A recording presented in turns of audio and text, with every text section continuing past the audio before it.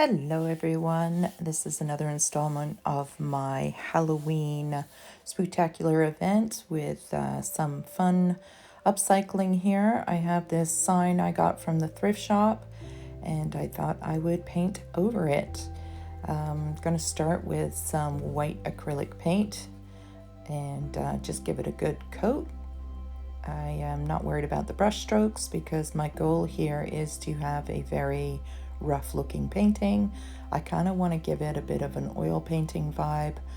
I'm just going straight in. I will list the colors in the description box. Hopefully I remember.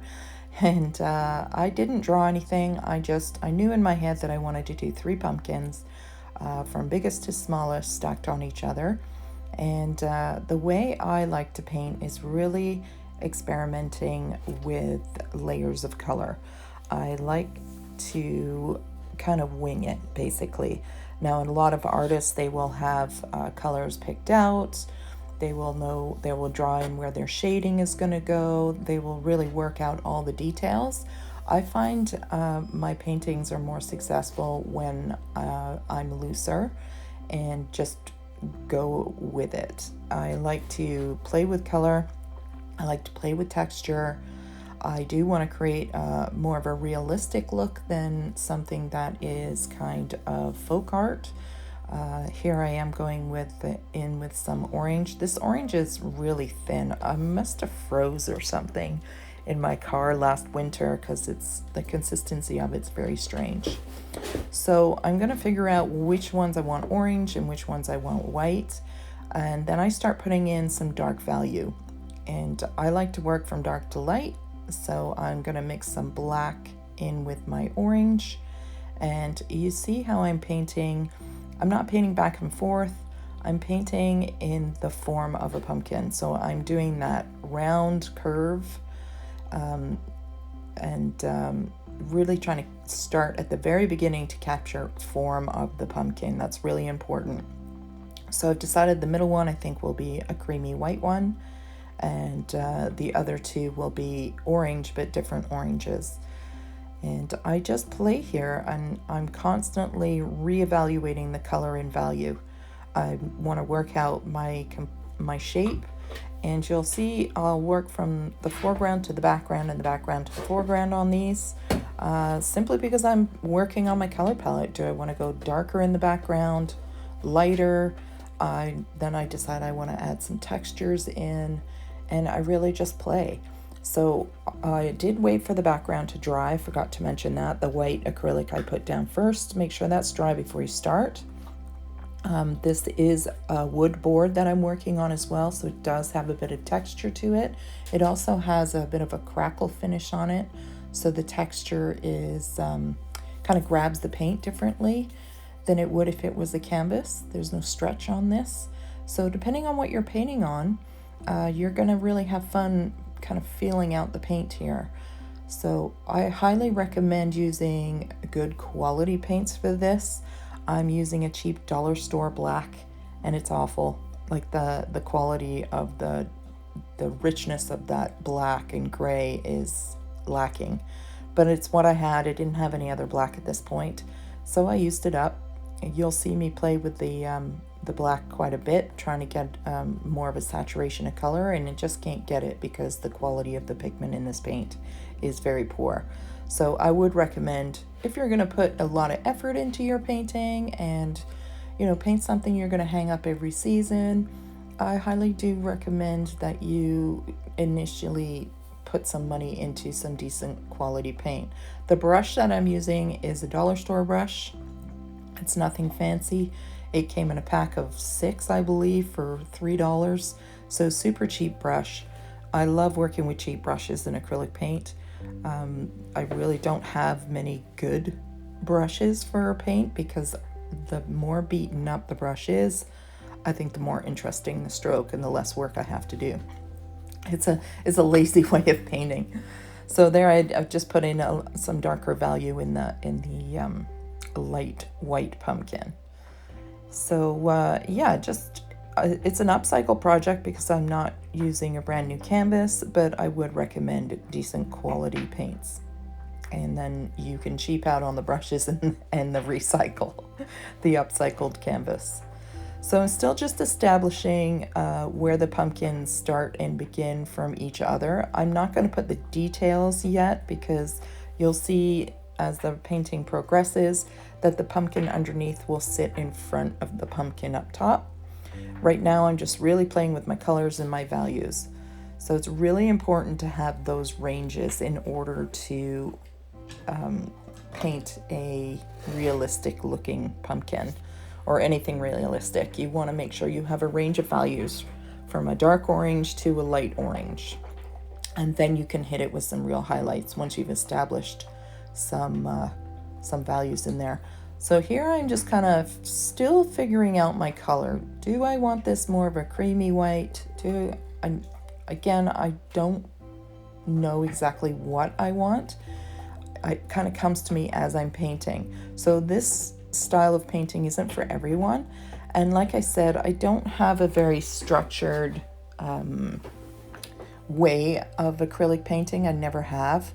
I've always been a winger. It works best for me. But maybe you're the kind of person who likes to think it all through, have it all colored in on a sketchbook. Absolutely nothing wrong with that. I have a lot of artist friends that are like that. Their sketchbook is full of beautiful works, and then they go ahead and paint it on a big scale. So it really is just playing with what you're comfortable with. So I'm gonna let the music play here a little bit, and I hope you enjoy the process, and we'll see you in a bit.